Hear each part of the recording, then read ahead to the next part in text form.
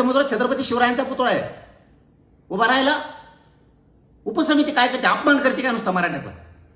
मराठ्यांच्या अंगावरती घालायसाठी वाद निर्माण करून द्यायचे, यासाठी उपसमितीचे विखे पाटील साहेब बसवलेत काय तिथं?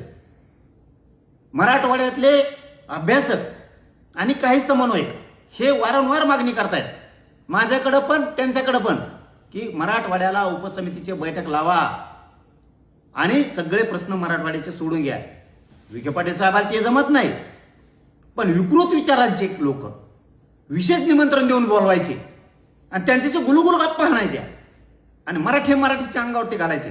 वारे उपसमिती, आम्ही खूप अपेक्षा केली होती. विखे पाटील साहेब आता खमक्या माणूस लागला, समाजाच्या लेकराचं कल्याण करील, समाजाचा अवमान होऊ देणार नाही, गोरगरिबांच्या लेकरांचं भविष्य आणि त्या भविष्याचा नरडीचा घोट विखे पाटील कधी घेणार नाहीत आणि कोणाला घेऊ पण देणार नाहीत. इतका नेबार माणूस लागलाय असं आम्हाला वाटलं होतं. मराठा समाज सुद्धा त्याच ताकदीने मागवत होता की विखे पाटील साहेब 100% मराठ्याला न्याय देणार. ते विखे पाटील साहेब तो उलटच वागायले. सारथीला निधी नाही, प्रमाणपत्र नाहीत, कुणबी प्रमाणपत्र पूर्ण थांबलेत. म्हणजे शिंदे साहेबाच्या काळात निघत होते. अरबी समुद्रात छत्रपती शिवरायांचा पुतळा आहे, उभा राहिला.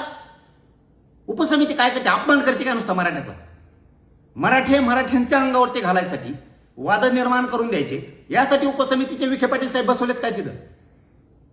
मराठवाड्यातले अभ्यासक आणि काही समन्वयक हे वारंवार मागणी करतायत, माझ्याकडे पण त्यांच्याकडे पण, की मराठवाड्याला उपसमितीची बैठक लावा आणि सगळे प्रश्न मराठवाड्याचे सोडून घ्या. विखे पाटील साहेबांना ते जमत नाही, पण विकृत विचारांचे लोक विशेष निमंत्रण देऊन बोलवायचे आणि त्यांच्याशी गुलुगुलू गप्पा हाणायच्या